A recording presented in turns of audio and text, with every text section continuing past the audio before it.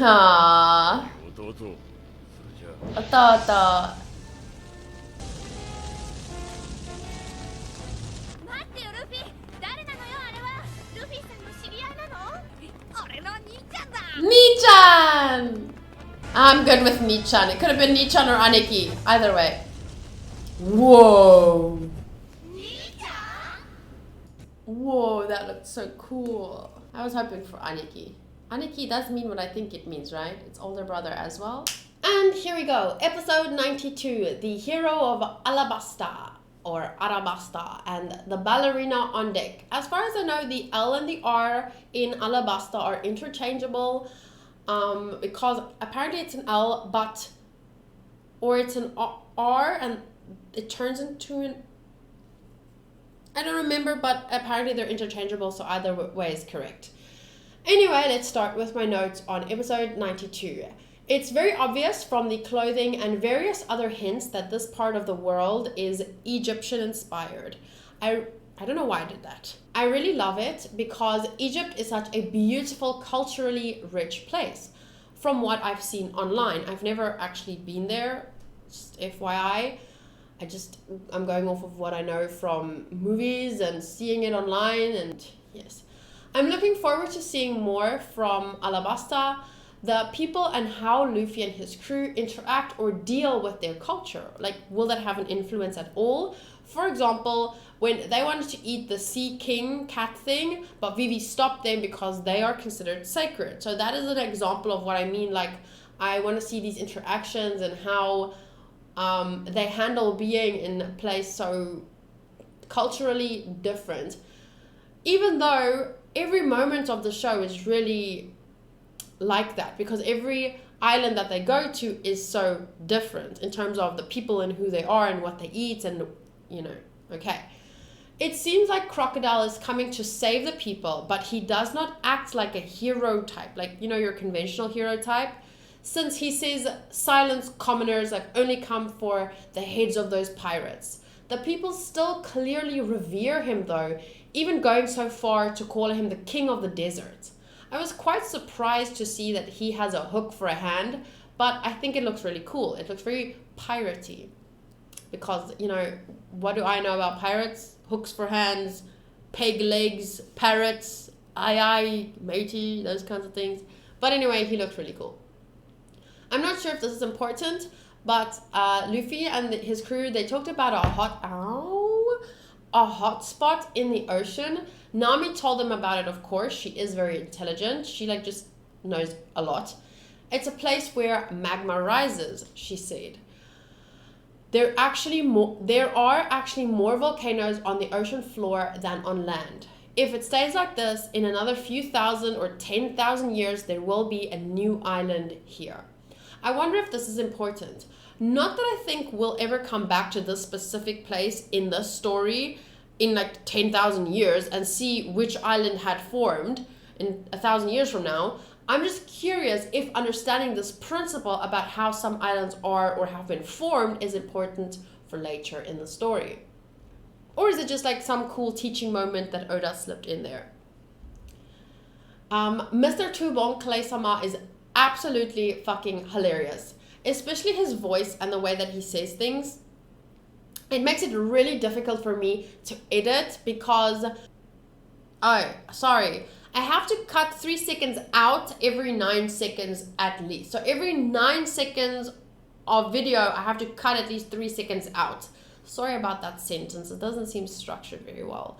This is difficult to do when every second he is on screen, he's being hilarious, and I want to show my reaction to everything. So I really didn't want to cut out even, because now having to cut out 3 seconds every 9 seconds, like he's being funny all the time. How do you cut anything out? It was so great. It was really difficult to edit though.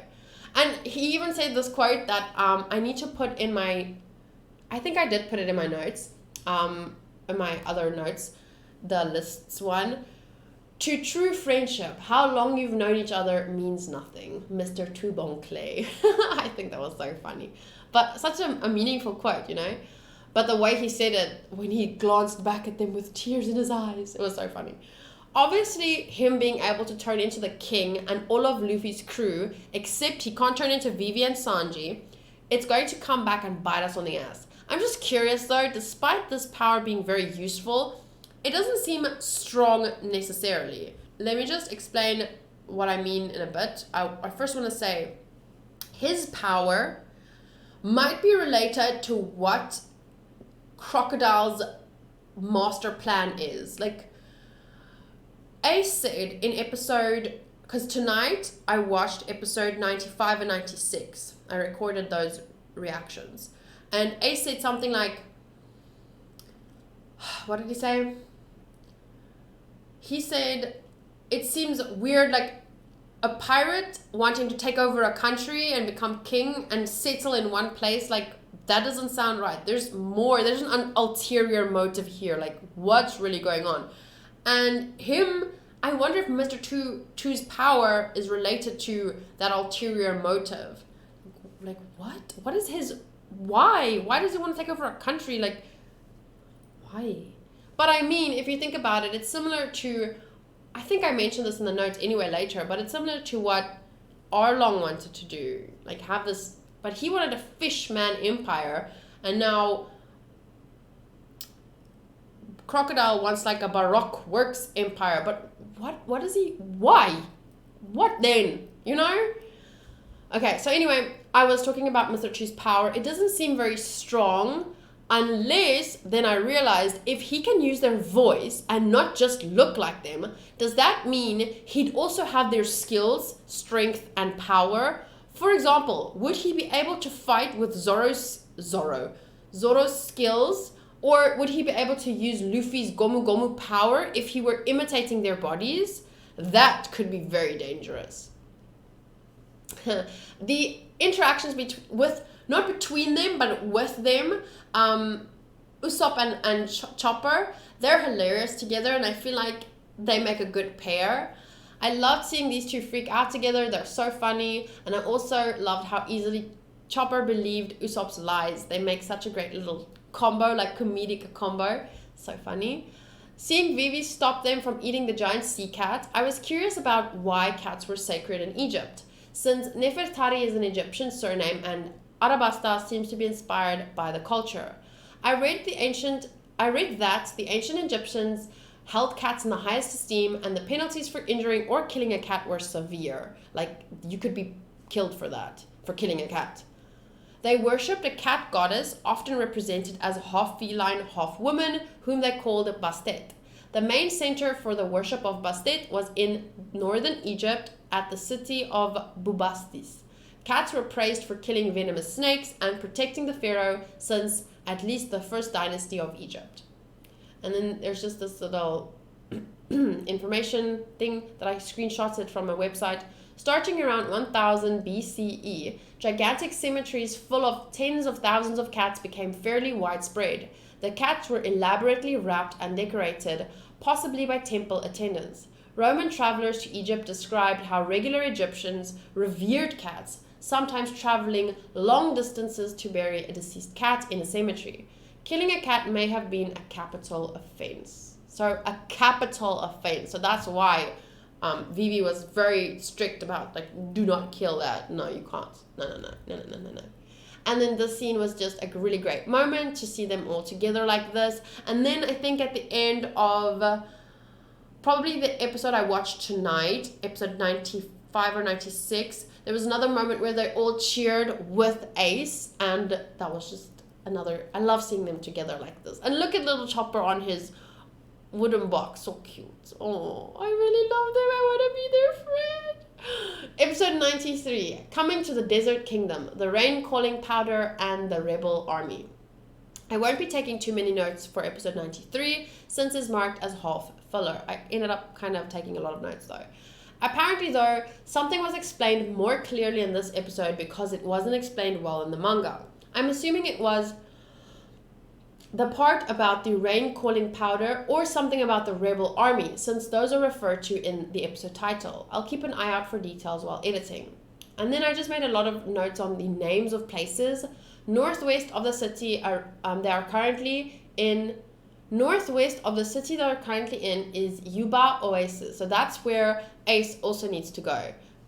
Sorry, I keep referencing stuff that I watched tonight in episode 95 and 96. That is the Rebels base. Nanohana is famous for its perfume. The place that actually makes it is Katoria Oasis. The perfume thing comes up a lot. It looks like that will be important in some way to the story. I don't know. I'm trying to keep track of all these names of places and what's going on there. In the reaction, I was wondering why they were rebelling in the first place. Later, it seems that they are unhappy with the rulership since there is a lack of water and probably other things they are not satisfied with. So Crocodile probably picked up on the complaints like this, / areas where their country is not flourishing, which every country has things to complain about, I mean, and coupled it with looking like a hero / saving the people. Okay, so I'm not so sure this text that I wrote here makes a lot of sense because I keep breaking it up. Like I keep saying something and then I say something like in commas or what in brackets but try and bear with me. Let me read through it. It seems at this point, instead of taking their complaints to the king and dealing with them as best they could as a community and country, and then I put in brackets, communication is important. That people need to understand why things aren't going as well as they could. Maybe the king is doing his best within the laws and what they are permitted to do. And ruler needs to be honest and transparent about these things. They need to address situations that the people aren't happy with, like the ruler, the king. He needs to address it and offer solutions or tell them why things aren't being sorted out and what they're doing to at least get to a place where they can sort it out. Obviously, after watching episode 95 or 96, I saw that the people were going to complain to the king and he was listening to them. So it seems like there's just a lot, everyone's fucking stressed out. Things aren't working out, and it's because of Crocodile, because he's the one that framed the king and made people suspicious of him, and he's the one that's drying up the air and making it so that it can't rain, because we know that's what his power is. So it seems like, although the king is known as a benevolent or good king, the communication between him and his people are not that good. Crocodile may have taken advantage of this and is stirring a rebellion so that he can end up on the throne. But why? Why does he want to rule over these people? To gain more power or what? How is ruling over a country, how exactly does that give you more power? That ruling over a country is fucking difficult. Being a real ruler of a country, like, especially one in so much turmoil right now. Okay, but he's the one putting them in turmoil. So, anyway, we knew Arlong's eventual goal was to build a kind of empire for fishmen. Is Crocodile's goal something along these lines? As I was typing, I remembered Baroque works. So he wants to build some kind of like bounty hunting empire, and being the king of the desert and having such a powerful base would just help him with that goal? I don't know. Running a country isn't easy. What does he want to do with all the civilians? I still have so many questions. Like, just like Ace said, there's an ulterior motive. Why would a pirate want to rule a kingdom? Why? What? The truck that Chopper fell asleep in seemed to be transporting firearms. They were being secretive about it, so I'm assuming it is against the law in Alabasta, or maybe just doing it for the rebel army is what they're trying to hide. So I'm still not sure about what the actual law is in Alabasta about owning firearms. Okay, rain calling dance powder. This seems to be an important concept since it was referred to in the title, and there is this whole scene dedicated to Luffy finding out about it. Like this whole scene with him getting lost, finding that guy, learning about the powder, and then eventually getting back to the town and meeting his brother. I don't really know if it was super necessary. Maybe it was, but we learned about it in episode 96 as well. Nami talked about what it does exactly. So I don't really know if it was that important to put a whole filler episode in for it, but who am I to judge? The powder is able to artificially create rainfall. Dawn's powder synthesizes a rain inducer throughout the atmosphere, which is called the core. Water droplets gather in the core, and when they are enough, clouds begin to form and it rains. Koza, the name of the guy who they took the rifles to, has said, "This country has gone mad." I didn't notice while watching the first time, but the guy who was with him said, "Since we, the 300,000 royal guards, came to your aid, we have enough men." So and then I freaked out, like all of Alabasta's men have joined the rebellion, and I posted it on Discord, and I was like, what the fuck?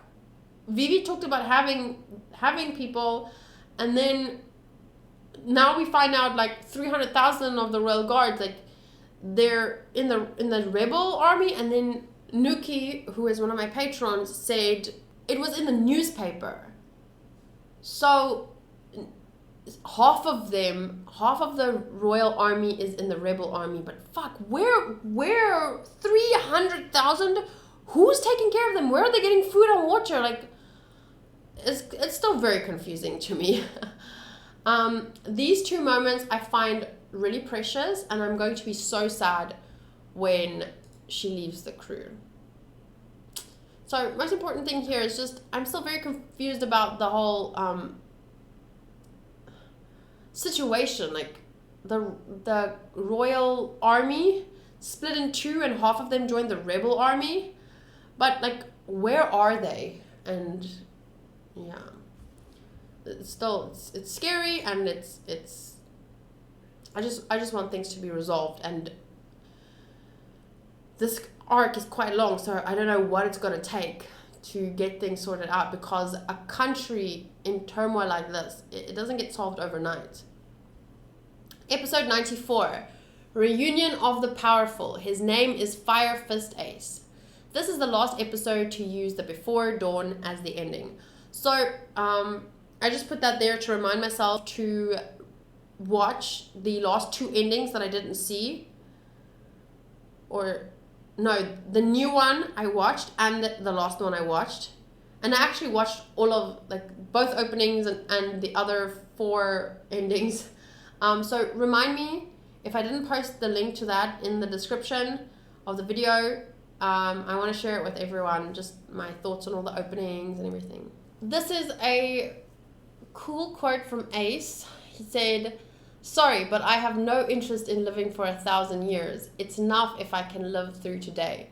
These words make me think that he's a pretty smart guy who has similar beliefs to Luffy. I'm looking forward to finding out how much time they spent together as kids and in what ways they'd be similar and different. So I already saw a lot of that in episode 95 and 96. He displays this mark quite openly, despite it proving him to be a pirate. And exactly who he is, basically. I'm still not entirely sure what Luffy saw in the distance that ended up leading him into the town. Did he see some buildings and it ended up looking like food and then he ran towards it? It seems to be the case, but I'm not sure. It's just random. Like, I didn't really get the scene because he was walking and then he started, I think he saw the tops of the buildings or something and then it looked like food, but I can't see what it is. So this is really strange to me. I don't get that scene. Ace falling asleep while eating is really strange. Was he just really tired? Did he not sleep? If so, why? And then, look at this.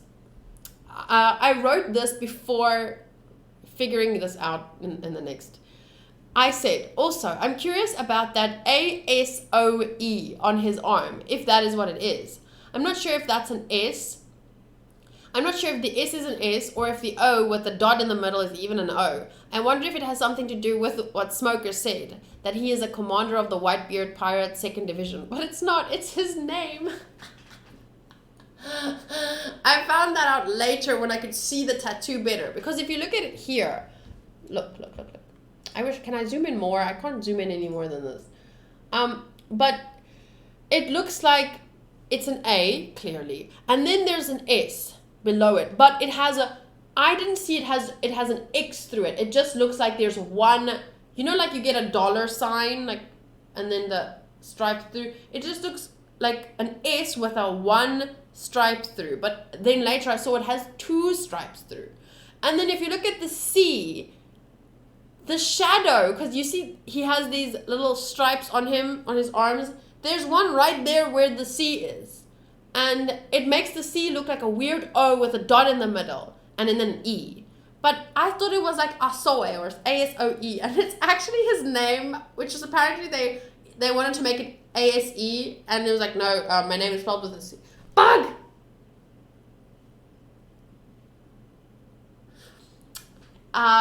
They apparently almost spelled his name wrong, looks like it. But it was really funny. But here is, I'm just gonna do this. I'm gonna scratch it out.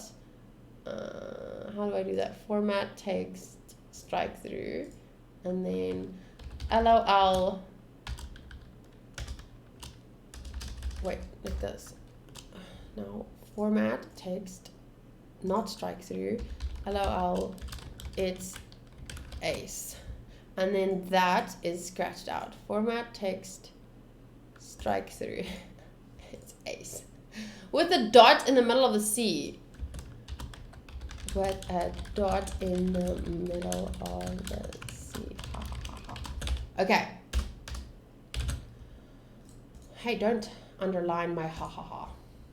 I'm pretty sure Smoker knows he can't beat Ace, but he was going to fight him anyway because he takes his duty as a Marine very seriously. Based on what he said though, I have a feeling Ace is ridiculously strong. Plus, he's unmatched against a firepower, or so we found out at the end of this episode. Or I thought I found that out because of what he said. He said something like, Ace said, what did he say? You know you can't beat me, I'm a firepower, you're a smoke power, I don't know. He said something like that made me feel like fire beats smoke. Back when we met Smoker and Luffy was losing against him, I talked about how different powers can have an effect on each other. Like with Pokemon, fire has an advantage over grass, but it has a disadvantage but is at a disadvantage when fighting water type Pokemon. I could see Luffy was at a disadvantage against Smoker's power and thought about which power would beat him. It obviously depended on what kind of smoke Smoker used, but I remember saying I think he'd be weak against a fire power. I'm more excited that I was right about this compared to Luffy and Ace being related, since I really feel it was kind of obvious that they were, since they look so much alike and Ace was looking for Luffy after all. So I think a lot was hinted about that. So I'm not really that impressed with myself for saying, oh, they're related, because I thought for a moment even Smoker and Zoro might be related. So I wasn't really impressed with myself there. But where I was impressed with myself was kind of predicting like fire beats smoke. I thought so. I thought I was really chuffed. Now I'm really curious about what kind of fire Ace uses, since it could be weak against different things, not necessarily water. Fires can be classified in different ways depending on the agent that fuels them. So then there's just some information about Class A type fire, Class B, Class C, Class D, and there's also Class K or F, depending on who you ask, I guess. And it's like electrical fires, fires that you extinguish using cutting off the fire's oxygen supply. Like you can't put out an electrical fire with water. Same with fire that is from like oil and stuff, because if you throw water on it, the oil could make it worse, you know? If you want to read through this more in depth about the types of fires and what works against them, you can read the notes, or just go click on this. It'll take you to a better website that will explain everything. Anyway, I'm just really curious, since a devil fruit changes the composition of a person's body, and their body, in the case of Smoker and Mr. 3, for example, produces the substance, like Ace, his body produces the fire and can manipulate fire, it seems. I wonder, he can probably also manipulate an existing fire. Not only create fire, but manipulate existing fire. What kind of fire does Ace's body produce? Like, would he be weak against water that like crashes? Like, obviously he can't swim, I'm not talking about that, but if someone could, like, you know what I'm trying to say? Would water work against him? Or is he a different kind of class fire? You know, I'm not smart enough to explain this, but it makes sense in my mind. since I was aware that, you know, not all fires can be doused or put out with water. Some fires, water, it makes water worse. No, water makes the fire worse. But I'm thinking he's the kind of fire that's like a class A type of fire. Class A are the easiest to put out. They involve solid materials like wood, paper, plastic, or clothing. Water can be used to put it out. So I'm thinking that he's a class A. Or class B fire involves flammable liquids like oil, alcohol, or gasoline. But why? How? And then those fires should be extinguished using foam, powder, or carbon dioxide extinguishers. These type of extinguishers work by cutting off the fire's oxygen supply. So, I don't know. I'm quite curious about what kind of fire does Ace produce. Whatever. I found this so freaking sweet. He was like, my apologies for disrupting your meal. Because in the scene, he kind of like jumps back and then bows. And even in episode 95, I think it was, you can see he's like a really polite person. And I find that really, really sweet. I don't know why people ship Tashigi with Zoro. Maybe something happens in the future. I don't know. I think, personally, she has a crush on Smoker. She's usually so stern and serious about her job, and whenever she deals with anyone, although she's also shown being kind in a way, but whenever she talks to Smoker, her face kind of lights up and her voice goes a little higher in a way I don't think is necessary when talking to your boss. Like, I've only seen that when a girl likes a guy, then she suddenly, when he calls her, she like looks up and is like really excited and talks a little higher. And it could be just that she respects him a lot, but I think personally she has a crush on him. Like, she's like, yes, what is it, Captain Smoker? Would you like a towel? This country is so hot. Like, I don't know. As long as she stays away from Zoro, I don't care either way. Insert Wapol laugh sound effect. Anyway, clearly I'm not a big Tashigi fan, but I'm happy to know that quite a few other people also aren't. This looks so cool. I love it when he calls Luffy Ototo and when Luffy calls him Ni-chan. It's really, really cute. I can't wait to see more of them. And then lastly, Monkey D. Luffy, Gold D. Roger, Portugas D. Ace. What is with the D? Is it just to throw it off? Are they all related in some way? And if so, how? Could it be that their father was one of the Gold D. Roger pirates? Maybe even the second in command, and he just gave his sons the same name, the same second name as Roger, or are they actually blood related? There is so much I still don't know, and there is so much I still have to watch. I've only just scratched the surface. I'm really excited for more. I really need to put up a timeline here, the 22 years thing, because Gold D. Roger died 22 years ago, and now Luffy also has a brother, and I'm not sure what his age is, but I remember saying I think he should be 3 years older than Luffy, but I explained that in the next reaction. But I need to make a little timeline. If he died 22 years ago, 22 years ago from, okay, Luffy is 17, I'm assuming Ace is 20. So 22 years ago would mean 2 years before Ace was born.